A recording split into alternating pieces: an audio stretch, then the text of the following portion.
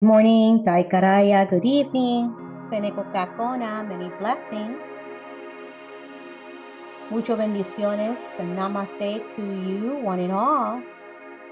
It has been a week since we ended our 42-day challenge of our mindfulness mindset shift.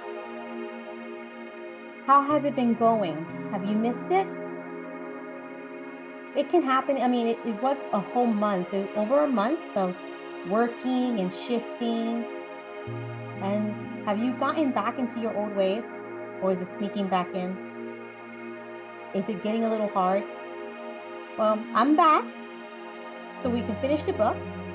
I gave you a week off just to see how it feels to go back into the real world, if you were able to assimilate some of those shifts that we placed into it. But sometimes we also need little reminders. Did you surround yourself with individuals that had that other mindset? We just finished the Thanksgiving holiday, and sometimes we are surrounded by individuals that only remember us for our past, not for the present healing journey that we are in, and that can bring us down. So this moment, this conclusion, this living a miraculous life, coming from this book called May Cause Miracles, is to help you be the reminder. Okay, so let's allow this next reading, even though we are concluding the book, allow this reading to be a reminder of the work that you did a week ago, 42 days ago, of what you did. I mean, it's technically now, I don't know, 52 days since we last spoke to each other. Oh my goodness, it's been 10 days. Is it 10 days? Has it been 1 week? I think it's been 1 week. I think I'm adding more days. Time just goes so by for me.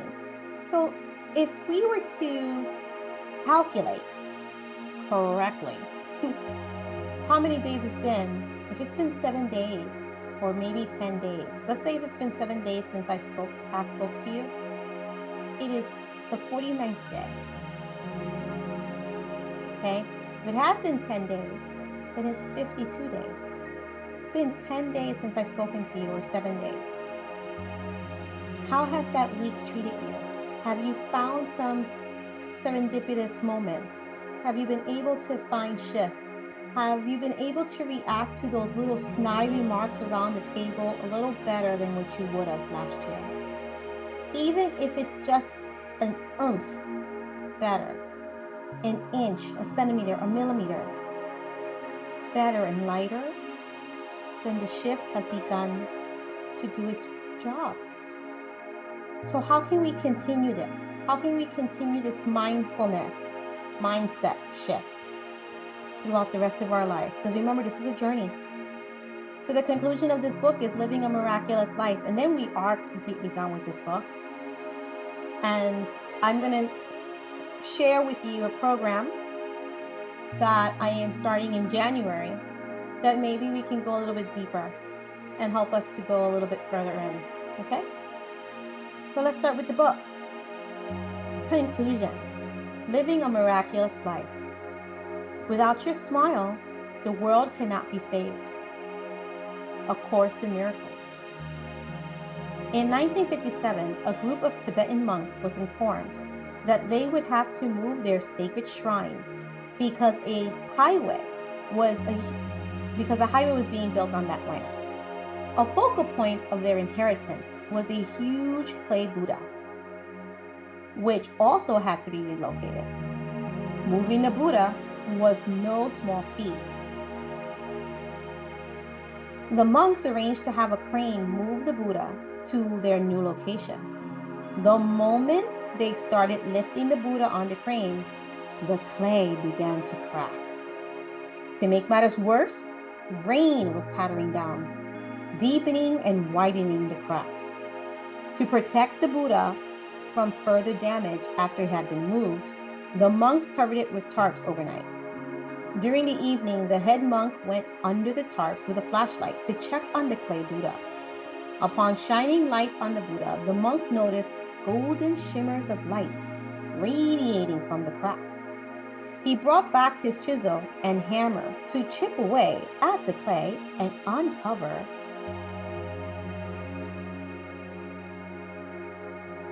shimmer from within the Buddha's frame. As the monk chipped away at the clay Buddha, he realized that it was not clay after all. The Buddha was made of gold. Surprised by his discovery, the monks were eager to determine the heritage of this Buddha. They learned that many centuries earlier, the predecessors worshipped the Buddha in its golden form. These ancestral monks got word that the Burmese army was coming to destroy their community and attack them, so they covered the Buddha with clay to protect it. The monks were killed in the attack, but the army placed no value on the clay Buddha and therefore left it unharmed. I'm excited to conclude this book, with the story of the golden Buddha, because it offers us all a beautiful metaphor for our own lives. Inside, we're all golden Buddhas, but we grew to believe we were made of clay. Our ego's unloving, fearful-based perceptions led us to grow into a belief system that covered our inner light. We spent years, maybe decades, masking our truth. Now it's time to embrace our light and reconnect with our golden Buddha within. The work you've undergone in the past 6 weeks has embodied the symbols of the flashlight, the chisel, and the hammer. Each week, your flashlight shined upon your dark mind with the willingness to look at the ego's illusion. Then, with your chisel, you began to chip away at your clay exterior by shifting your perspective, practicing gratitude, and embracing forgiveness. And with your hammer, you've broken through layers of darkness to unleash your golden inner light, uncovering many miracles in the process. Day 42 has been completed. But, as I mentioned before, your journey has just begun. The path we've walked together, merely chipped away at the clay covering your gold. Now your job is to keep chiseling to uncover more and more love each day. Be mindful that the ego will do everything in its power to sabotage your practice. Typically, one of the two things happens at this point in the process. Maybe you experienced it in the week that you were visiting with your family. If you're, celebrating Thanksgiving, the Thanksgiving holiday in America. If you were celebrating any Thanksgiving holidays in America, maybe this past week that we've been absent and we've been silent and letting the shifts, practicing our shifts in real life, in real time, maybe these have occurred.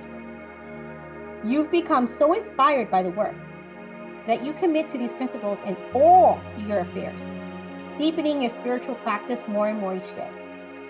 You feel great, and therefore conclude that the work is over. Within a few weeks, maybe even days, has it happened? Has it happened already? The ego convinces you that you are healed, completely healed, woohoo, and no longer need the daily practice. And then you lose sight of your miracle mindset. Has that happened already? Has, number 2 happened already? It's okay if it has. Let's see if we can get back on it, okay? I bring up these potential scenarios to raise your awareness of what happens when the ego sabotages the commitment you've made. Remember that your ego has been with you a lifetime, whereas you just kicked off your practice 6 weeks ago. Well, maybe now 7 weeks ago. Therefore, it's your job to stay committed to choosing your ing over your ego and embracing your golden Buddha within. A Course in Miracles asks us if we'd rather be host to love or hostage to the ego.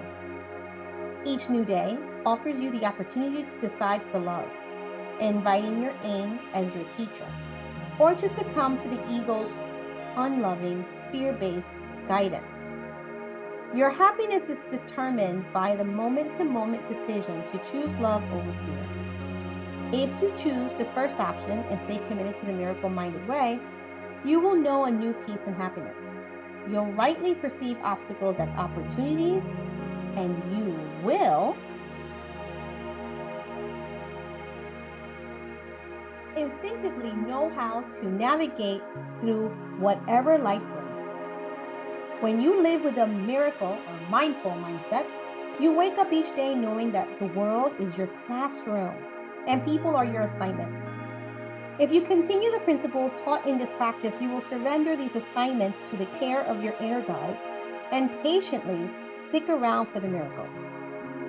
This closing chapter purpose is to inspire you to deepen your commitment to miracles so that you don't let the ego sabotage your happiness. Remember, this work is about progress, not perfection. All I hope for you is that you do your best to choose your miracle mindset as often as possible. When the ego creeps in, and it may have done so in this past week that we haven't been doing this practice together. I've been doing it on the sidelines behind the scenes. Have you been doing your practice on the scenes without me? I hope so, but if not, it's okay. Let's continue being encouraged with one another. When the ego creeps in, which it always will, your job is to consciously return to love. Outlined below is a recap of the 7 daily principles from this practice. If you make these principles a sacred part of your daily right actions, you will be hooked up with love and have a heightened awareness of the ego. Remember, our goal isn't to kill the ego. No, we are to witness it.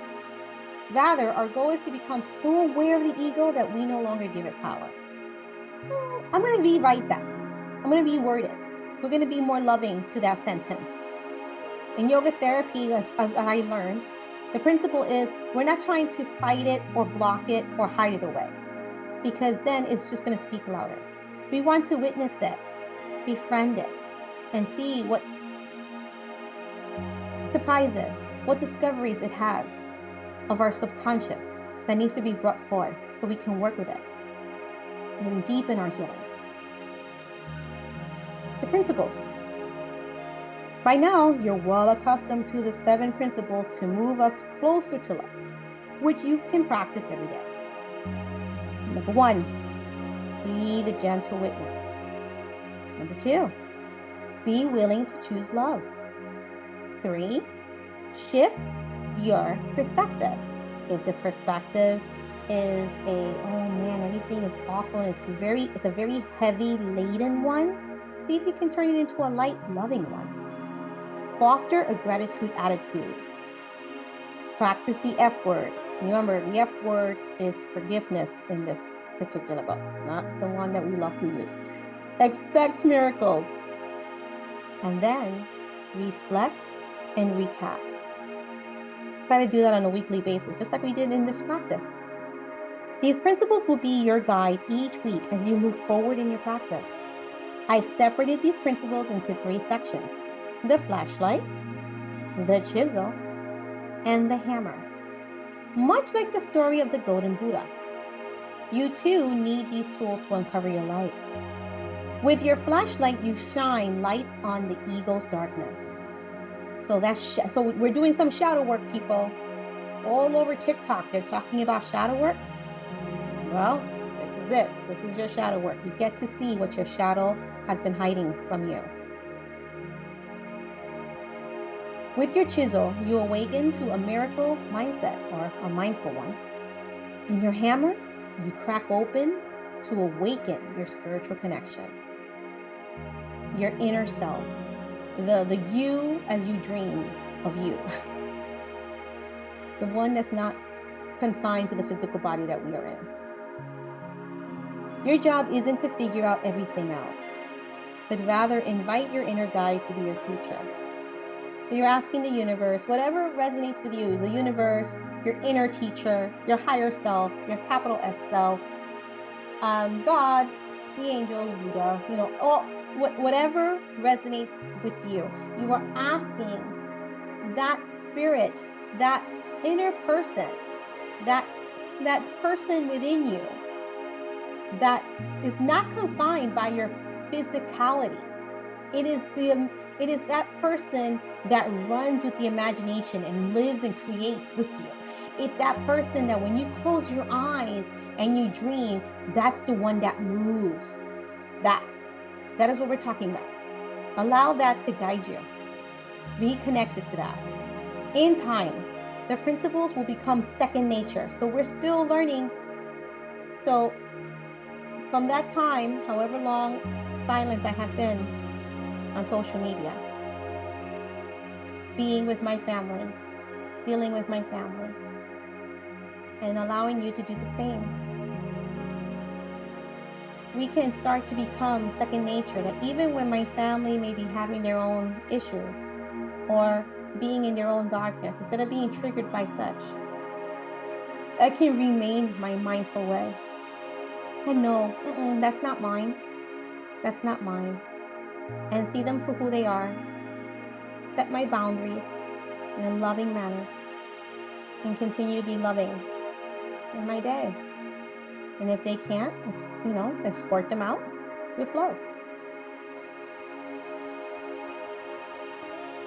You will use them interchangeably. At any given moment, you'll be able to reach into your toolbox and clean up the ego's, the ego's tricks, the ego's fear-based trick. Here's how it all comes together, okay? Ready? The flashlight. Your witnessing practice, your willingness to change, and your mindfulness shift in perception are the flashlight.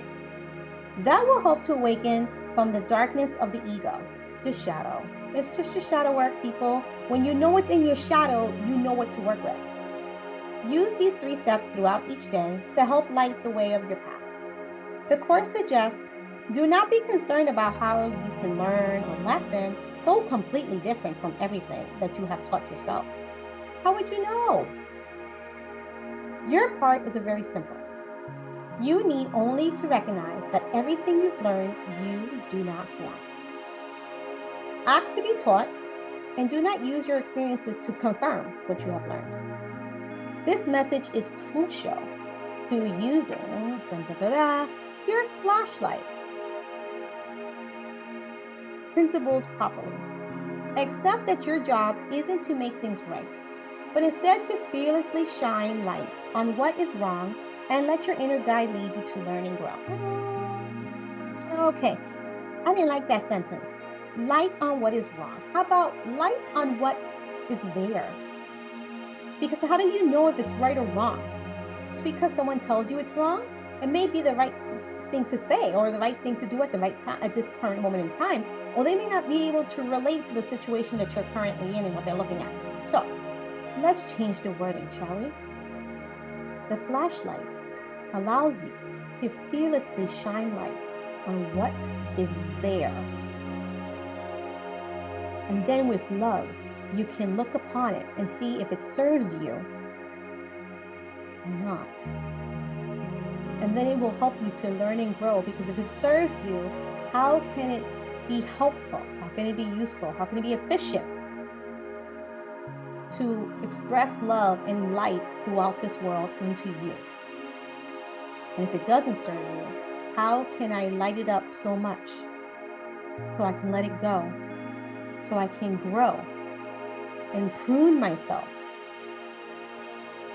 Right now, the flashlight's like a tree. You get to look at the tree and say, I think if I prune this limb right here, the tree will grow stronger to the light and it won't be burdened down. That's only if you're a gardener and you understand what I'm talking about. But when there's something heavy and you let go, you shoot forward. And that's what that flashlight is. That flashlight is to show you what's there. What are the things that may be holding you back, so you can let them go, so you can spring forward. Be the gentle witness. Remember, the key principle of the witnessing process is to be non-judgmental. The Course teaches not to judge your ego with your ego. There is no right or wrong way to do this work. See what I'm saying? So she says it herself right here. There is no right or wrong way to do this work. So let's take out the word right or wrong right now and just say, allow it to be. Witness it. I'm going to keep changing. When I say the word right-minded, wrong-minded, I'm just going to keep changing those terms to fear-based and loving-based. Your job is to witness your ego in action and consciously remind yourself of the fear-based perceptions you have chosen. Throughout your witnessing process, it would be powerful to call on the Course affirmation. I am not the victim of the world I see. Each moment you witness the dark illusions of your ego, call on this affirmation for serenity and clarity. Okay, let's change that. Because there could be times that we are victims of something that occurred. Especially if you're innocent.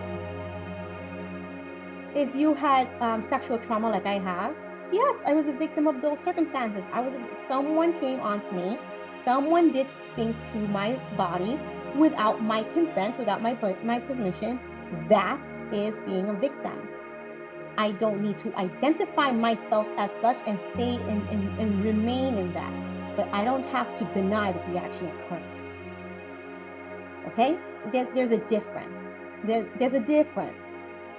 I am a victim of sexual assault. Yes, that occurred. But I do not need to live my life and remain with that heaviness. I can use that experience to help others. I don't need to pass it on to someone else, and another person to continue the hurt and the pain and see that everyone is out to get me. It's just teaching me who I need to learn to trust and who I can't. It teaches me how to love myself and how to forgive from me. Hopefully that showed some serenity and clarity. I know this book can cause some triggers. I've heard some of you say that. So I want to be as clear as possible and show you loving support throughout this whole process. It can be very complicated, and a lot of stuff is going to come up for you, especially if you're starting your healing journey. So be very patient with yourself. Be very graceful with yourself, okay? We are talking about big terms, and there's a lot of individuals out there that we say negative things about having a victim mentality, and you have to avoid ever saying the word victim and, get out of that, toxic positivity and all that stuff. We all heal differently at our own time. You being a victim of domestic violence, you being a victim of sexual assault, you being a victim of terror, you being a victim of racism, you being a victim of any type of ism does not mean the act never occurred. Absolutely not. Living in the victim mentality means that you're living in that hurt. That hurt defines you. That's all that you are. And you are so much more than whatever hatred someone has placed upon you. Whatever harm anyone has placed upon you. You're so much more than that. You are a being of love, meant to show love, meant to be loved. And with that, we can carry forth. But that does not wipe away the action or the past. Something I've learned in yoga therapy is that our job is not to erase the suffering we occurred in the past. It is to prevent future suffering. We can witness what happened in the past, and yes, past suffering will seep into our present. But our job is to prevent future suffering within ourselves and others, and thus we see and witness all with love. Hope that brought some clarity. Let's go back to the book. As you deepen your practice of witnessing, you'll come to accept the Course's message that there are no idle thoughts. It will become easier and easier to identify how your fearful thoughts block you from your truth. In time, you'll come to accept what the Course teaches. Peace of mind is clearly an internal matter.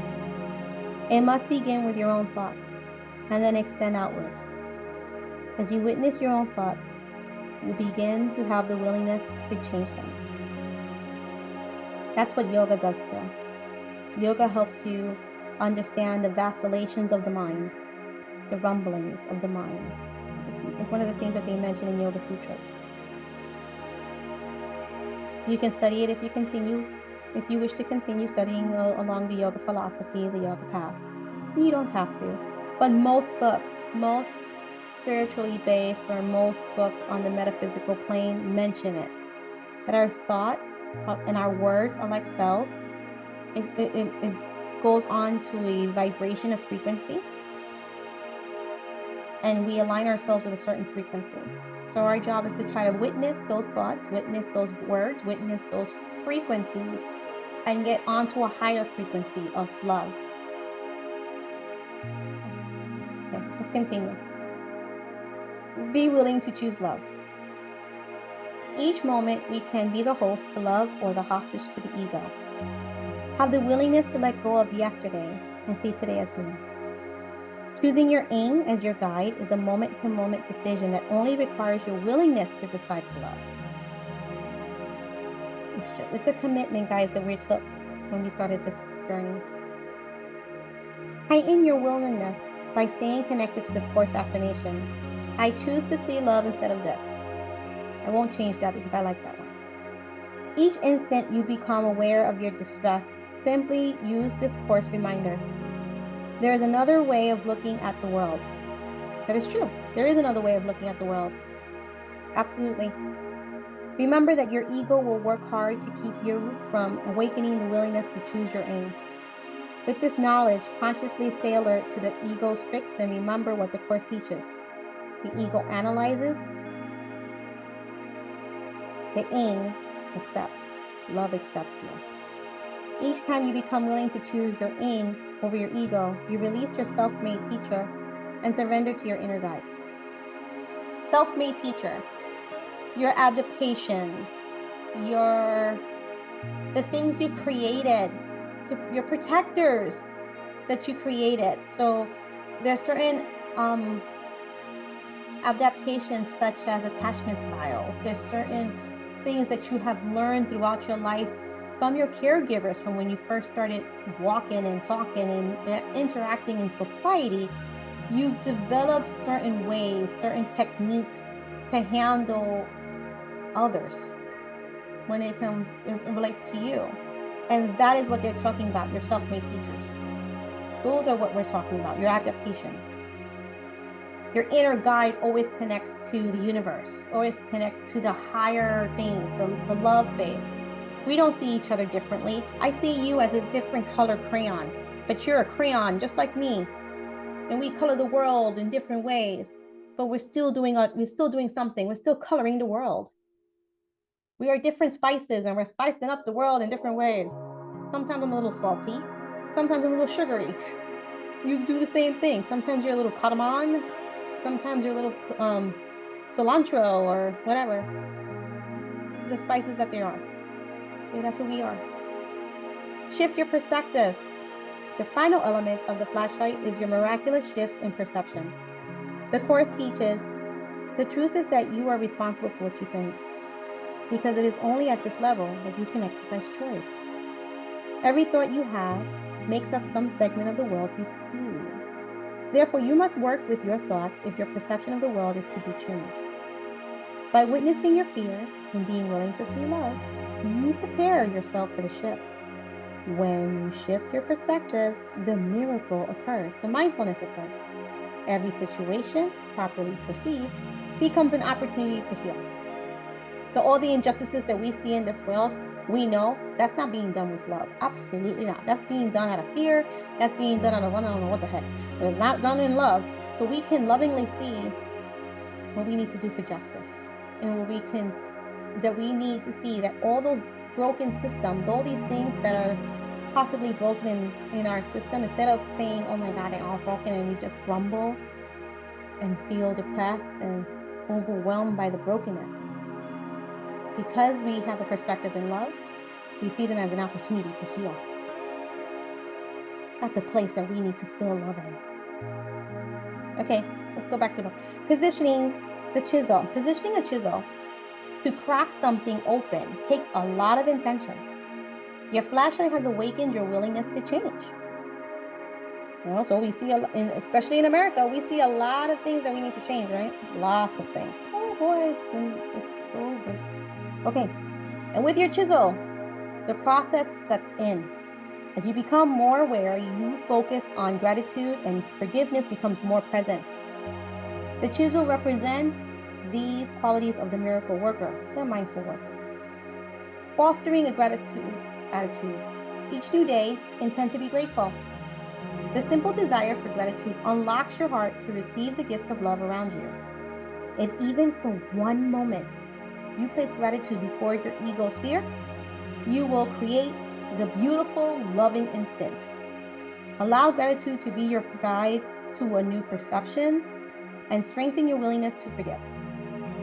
Practice the F word. Again, it's not the F-bomb. It's another F-bomb. It's forgiveness. The Course teaches the light of the world brings peace to every mind through forgiveness. Place much attention and focus on the F word. Your quantum shifts will come through forgiveness. The Course guides us to understand that forgiveness means to give forth everything, to not hold on to anything, to let go of fear, guilt, and pain. Each day, commit to choose happiness over the ego's need to be right. Forgiveness is the key to your happy relief. Forgiveness is something we allow. Remain willing to forgive and allow your inner guide to lead the way. All that is required is your willingness. Enjoy the happy gifts forgiveness offers you. Of Course in Miracles says, in kind, forgiveness will the world offer you. In kind forgiveness will the world sparkle and shine, and everything you once thought sinful now will be reinterpreted as part of heaven. How beautiful it is to walk clean and redeemed and happy through a world in bitter need of the redemption that your innocence bestows upon it. What can you value more than this? I don't know. Maybe some clarity? So everybody drinking and sipping on love and acceptance. For here is your salvation and your freedom. And it must be complete if you would recognize it. I don't know, that kind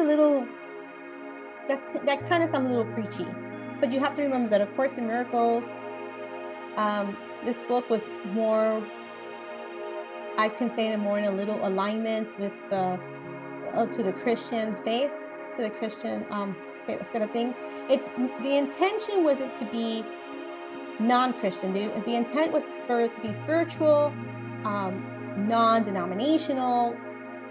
But I do know a couple of friends of mine who read this with me, who there were certain words in this that sounded a little bit too preachy, sounded a little bit too Christian based, and it's only because it triggered some of the implicit messages of hurt that they received in their lifetime from the Christian faith or from religion, or from whatever spiritual practices they were practicing at the moment in time. And I truly understand that, and I'm thinking about that in my heart as I'm speaking to you and reading this to you. That's why I try to take a pause, and I try to close my eyes, go deep into the intention, go deep into connection with love, and see how I can reword it for you, to allow the healing to begin, and to say, oh, thank you, shadow, for kicking that out and showing me what it was, so that way I can understand it. But in simpler terms, the chisel cracks open the crack, the nonsense, the dirtiness, the grittiness of the system that need to be broken so we can fix it properly.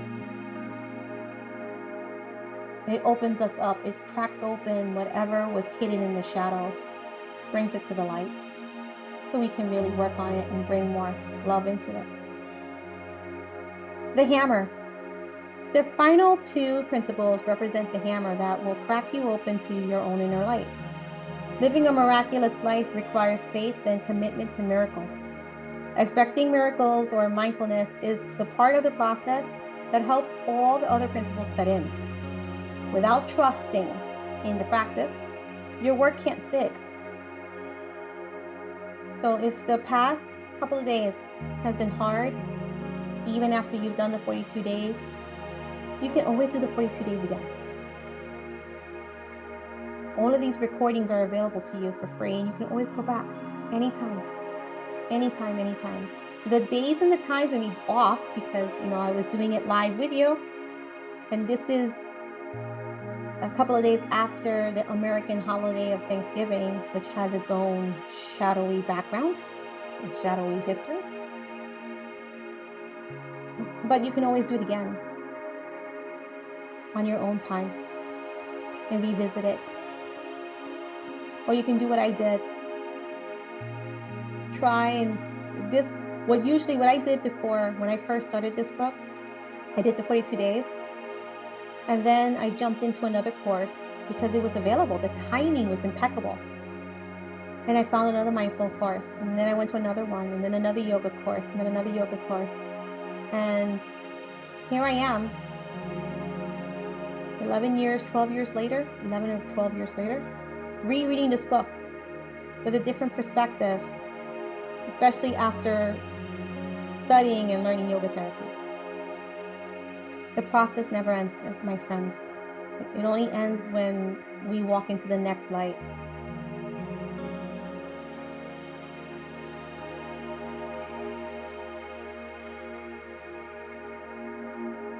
Going back to the book. If you are ready to live a life dedicated to love, then miracles must be an expectation, not a distant afterthought. Expect miracles, or always be mindful. This work does not require major heavy lifting. I disagree. Shedding the heavy lifting that we've done with emotional stuff is heavy lifting. It's maybe not heavy lifting, but heavy dropping, heavy loading. It can unload a lot of heaviness from us. So, okay, fine. It may not be heavy lifting, but there's some heaviness that occurs with healing, especially in the final principles. A Course in Miracles says the miracle comes quietly into the mind that stops an instant and is still. Your stillness is required for true shifts to occur. I find for myself that I can practice witnessing, willingness, gratitude, and forgiveness, but without deep stillness, I cannot let it sink in. That's like meditation in yoga. When we sit still, we allow the vibration to become clear. So have you ever seen a sound wave? Okay. And there's a lot of mess. Oh my gosh, it's all over messy, right? And there's so much noise. There's so much noise there. But then when you finally become still, it's not silent, because silence does make a sound. It's just like the wavelengths are still. And in that stillness, you can see other fragments coming about. So you can hear other things coming forth, things that are subtle, like those things that hide in our shadow. That's what they're meaning by this. It's very deep, super deep. And we can go into this later on. Like I said, I'm going to introduce a program after this. So if you're still here, thank you. My message for you is to slow down so you can experience the mindfulness. Through your meditation practice and conscious decision to shut off the computer or phone, you can find moments of stillness that will offer up the most miraculous guidance. A moment is all you need. Miracles extend far beyond your personal experience. The Course teaches a miracle is service. It is the maximal service you can render to another. It is the way of loving your neighbor as yourself. You recognize your own and your neighbor's worth simultaneously. As you become a mindful worker in the world, you realize that your own healing is directly related to the healing of those around you. Don't deprive the world of this gift. Stick around for the mindfulness. Reflect and recap. Each day offers you an opportunity to take inventory of your ego. The Course has a beautiful affirmation that inspires me to fearlessly look at my ego every day. Above all else, I want to see. Above all else, I want to see. A powerful suggestion I leave you with is to spend time each night looking at your ego's behavior throughout the day. My inventory practice is to write in my journal at the top of the page, above all else, I want to see. Then I make a list of my ego's unloving, fearful-based perceptions throughout the day. With loving eyes, I forgive my fearful-minded thoughts and actions, and I pray for the release. This daily practice keeps me aware of my ego's pattern and supports my practice of inviting my Yin for love feeling. In an instant, I release the fears of the day and clear my mind for happy dreams. It may not be an instant for some of us, okay? I have PTSD and sometimes I have a loop. Oh boy, do I have that loop. And when I'm in that loop, I gotta really go into the calm within the storm. So that way I can see the crap that's coming around in the storm and breathe into it and feel myself in a safe space until the loop passes. It's something that I work on a daily basis. And like she said, it's moment to moment. Sometimes there are days that are fantastic. Sometimes there are days that, gosh, that loop is just immense and intense. And sometimes I just need another person with a brighter light to come on in and help me find my way out. And that can happen to all of us, my friends, okay? So hang in there. With your flashlight, chisel, and hammer, you will always be armed with the loving desire to grow beyond the ego's illusions. Use these tools each moment of your life and create subtle shifts for miraculous change. Here we go. Here's our miracle maintenance toolkit. Cracking open to your golden light is one thing, but nurturing your glow is another. To keep your inner light shining bright, you must be mindful of a few key mindfulness-minded practices. Outlined next are her best tactics for keeping your light shining bright. Mind your own practice. Oh, heck, sometimes I need to rock out, sometimes I need to do yoga, sometimes I need to do martial arts, sometimes I just need to dance it out. Your practice is your own. Okay, your practice is your own. As a mindfulness worker in the world, you must accept that you are not alone on this journey of a new perception. Boy, everybody's on a journey, but we're not always in the same spot. But we're all on a journey, but not all on the same spot.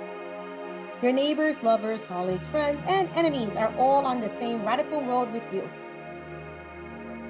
Again, we're not on the same spot sometimes, but that doesn't mean they're not on the road. Accepting miracles in your life requires that you have trust, you have faith to the practice in order to serve yourself and the world. Trust your process, trust the process. Be mindful of the following principles as you carry the message of love into your life. Be diligent to keep your side of the street clean and mind your own practice. There's going to be people walking around with lampshades because they don't want to see their own light and they are tired of seeing yours, and then I try to bring in dirt and put a lampshade over your light. You just keep it moving with your light and leave them in the dust, leave them in their lampshade. They will be inspired to come along with the ride with you once they take off their lampshade to say, hey, I want to be as bright as them too, or not. That's why I said everybody's on the same journey. We're just not we're not at the same point in that journey. Okay, some of us are still at the starting line. Some of us are walking towards the finish line because we're about to cross over to the other side. Okay, some of us are still wavering and hanging out in the peaks and the valleys, and some of us are on the mountaintop. We are all on the journey. All of us are on the journey. Some of us are stuck. Some of us are moving. Some of us are elevated. Some of us are not. So, mind your practice. Okay. I love the rap song by RM from BTS. Do you. Just do you. Okay.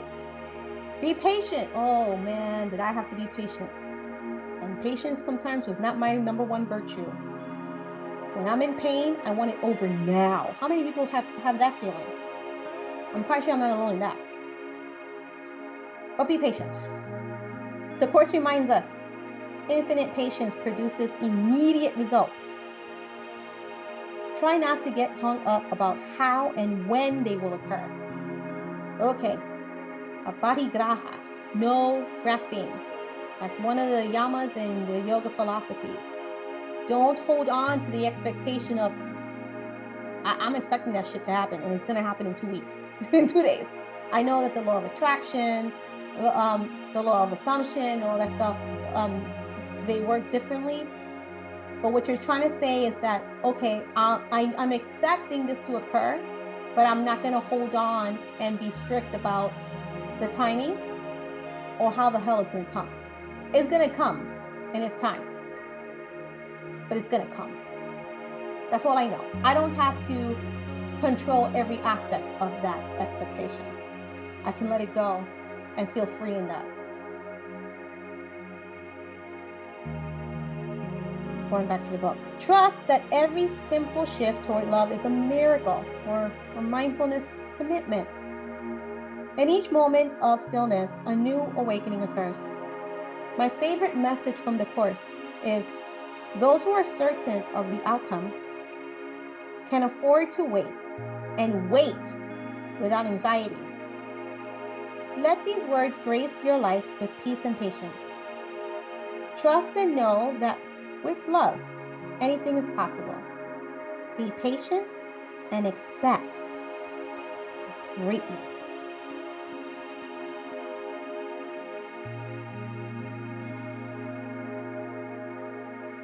I'll take a pause for a moment. Okay. Back to the book. Seek to find joy in a joyless place. Oh, that's hard. Especially if you just spend time with family. That's always difficult. It's easy to be committed to love when everything is going great in our lives, or when we ignore the issues of the world. It's entirely different to be committed to love in the midst of dark periods or situations.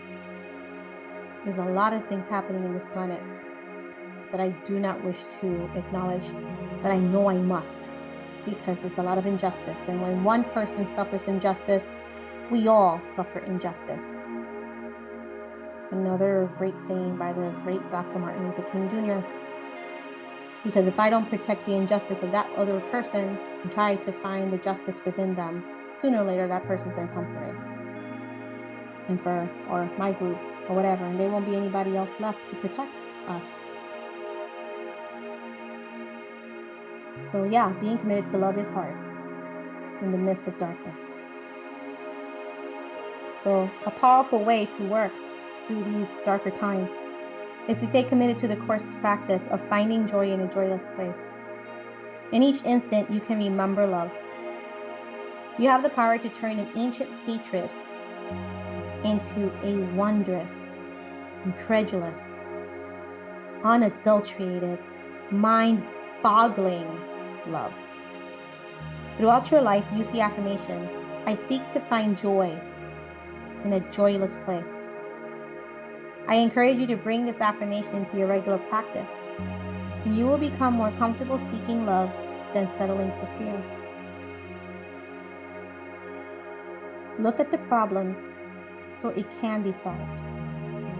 I've witnessed many people use their practice to spiritually bypass the issues of the world. It's easy to throw down affirmations and wave prayer flags, but it's much, much more difficult to acknowledge our discomfort as a spiritual assignment.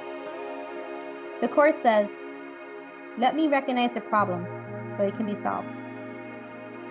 Upon recognizing each of our problems as an assignment to grow, we can be guided to perceive them differently. When only love is real is our mantra. We're not expected to ignore the fear of the world. Instead, we should use it as a learning device. Remember that no one is sent to anyone by accident, and that every experience we have, if brought to our aim, will be a great assignment for spiritual growth. Accepting this truth will help you honor all your life's experiences, the good and the bad. Okay, that's a triggering one for me. That's not saying that your rape was you asked for it, you earned it. Or no, but I can see that my rape helped me to talk more about it to other people, to seek to embrace my voice and help others to embrace their bodies again. Because I know that when I was raped, when I was sexually assaulted, I hated my body. Did not like it. I wanted to, if I could rinse it and throw it away, I would. But I have the power now in my own healing to assist others as well. When I discovered that I was abused narcissistically as well, and manipulated, and emotionally hurt, I'm able to use my voice now to assist others as well.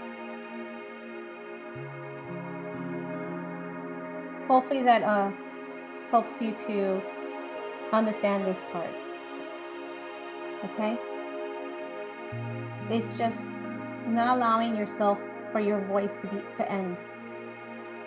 Bad things are going to happen to us, and there are opportunities to help us grow and to bring forth healing to others and ourselves and bring this world forward into a better light.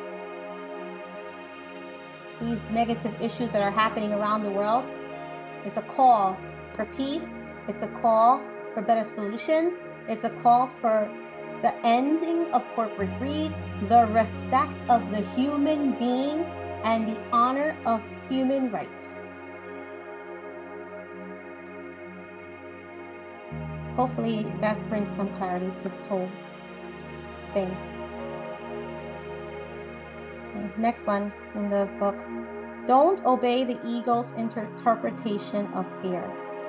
Remember, in yoga therapy, as I was teaching, fear is a protector. So it's trying to tell you something that occurred in your past and that it's reflecting and bringing it into the present. Though the Course says not to deny your fear, it does not suggest that you obey your ego's interpretation of it. Acknowledging your ego's fear is much different from believing in it. So remember throughout your life that a primary goal when addressing fear is to be the gentle witness. You've begun to learn that practice of disobeying your ego's rules and choosing love instead. Always try your best not to obey your ego's interpretations. Let go of external perceptions. Remember, all your answers are within you. As you deepen your mindfulness mind practice, you stop placing your happiness or sadness onto external circumstances. I'll be happy when this happens. I'll be happy when this happens. Happiness is within. Becoming a mindful worker leads to fulfillment, inspiration, and ease due to your connection to your aim. When you live in this way, you no longer look to outside circumstances to be your source of happiness. In addition, the outside circumstances that used to baffle you no longer have the same hold. You'll feel a sense of relief knowing that your external experience does not dictate your internal experience. As a loyal, mindful worker, you no longer subscribe to the fundamental law of the ego, and your happiness doesn't rely on something outside of yourself. Deny the ego's interpretation of the world. When your loving mind sets in, you'll come to disassociate from your ego's perception of the world. Instead, you'll witness the ego in action. But remember that the fearful-based, unloving perceptions are not your truth. You will no longer feel a charge from the ego's projections. Instead, you'll gently look upon them and unconsciously and intuitively call on another thought instead. It's wild to recognize your new behavior. Be mindful not to make your practice special. When you embark on a spiritual practice, there can be a tendency to make yourself feel special for choosing love. Oh, I am it. You know what I mean? Only me. Well, I can only do this. Well, I'm the only one that can heal other people. No. We all have the ability to do so. The specialness you place upon yourself creates more separation from others. Be mindful on how you make your spiritual practice special. Learn the happy lessons of forgiveness. Each moment of your life and each thought you have to offer offers you an opportunity to forgive. As you grow your practice, be conscious to call on the F word in all situations. Through forgiveness, you will be released, accepting that the world is a classroom where you learn the happy lessons of forgiveness will be your greatest gift on your path. Simply accept each encounter as an assignment, and you will be released from the ego story. The Course teaches perfect love casts out fear. If fear exists, there's no perfect love. Take this with you into all situations. And when fear arises, ask yourself, where is the love? Then throw down an F-bomb and forgive, even if it's just for you. I hope these gentle reminders will act as a guide for you to become even more mindful of your ego as you strengthen your mindfulness-minded practice. Often when people open up to this type of work, they can feel scared by the ego. That reaction is normal. It says it right here. After all, ego thoughts are scary. If your awareness of the ego becomes frightening in any way, make sure you get back to the basics and make sure you are with someone, a therapist, someone you trust, and work it out, work through it. Remember that the ego is, as the Course says, vicious at best, suspicious at worst. Accepting that the ego's tricks are part of the healing process will greatly soothe your fear. Don't get freaked out by all that you witness. Simply use the ego's daily craziness as new opportunities to surrender to your aim. Be proud of your mindfulness work or commitment. Remember, guys, it's a commitment, okay? Something really amazing happens when you commit to a practice. An internal shift occurs as a result of accepting your calling.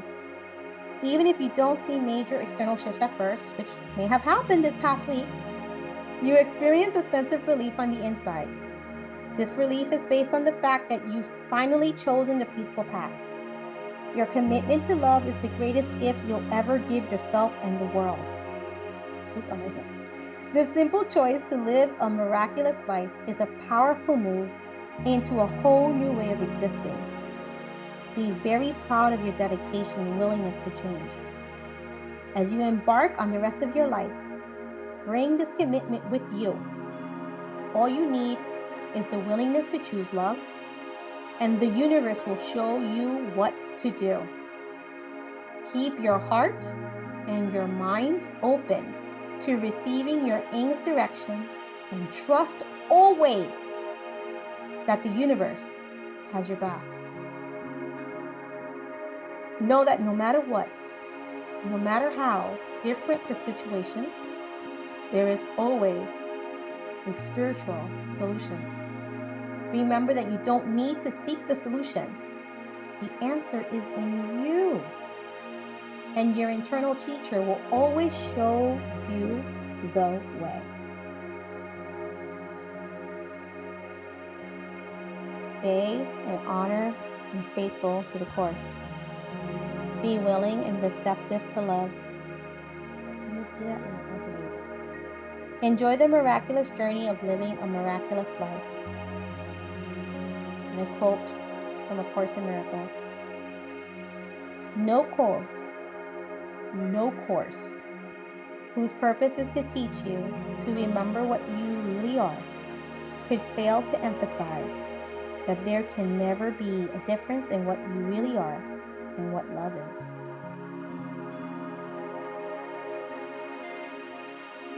And then she has some acknowledgments here. You can read. I'll keep the page here so that way you can read it later on. And then she has a little bit info about the author. And I'll hold it here so you can read it. And I thank Gabby Bernstein and her team for allowing me to use this book and read it out loud with you all and guide you on this wonderful journey. We're going to be having a New Year's purge and reset. We're going to have a moment of reflecting what has happened throughout the year that we do not feel will serve us, but will be as little lessons and seeds into the new year to help us to learn and grow. And then also remember and embrace what we did learn in the new year.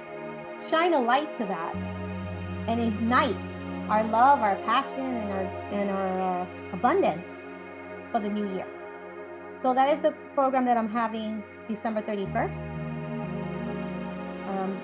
The information about that course will be added later on into this video. Also, starting in January, we're going to be having a self-love embodiment yoga therapy small group. It's only going to allow 10 people into the course.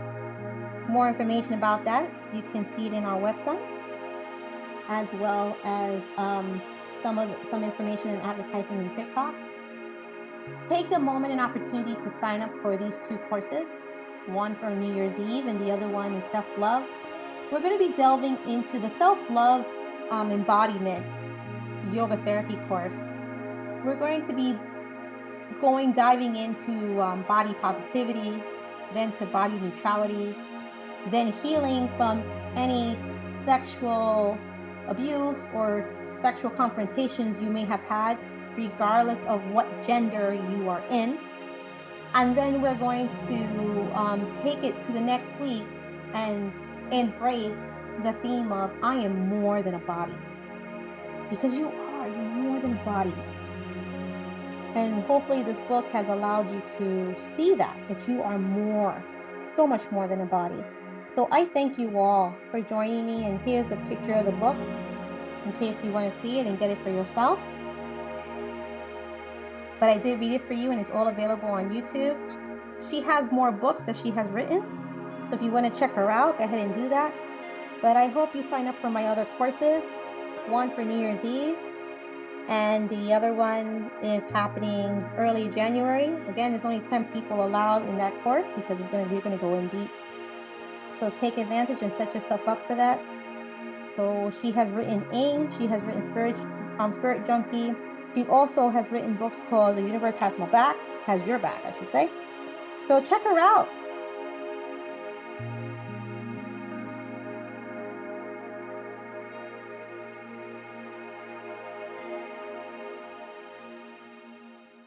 Check her out, my friends.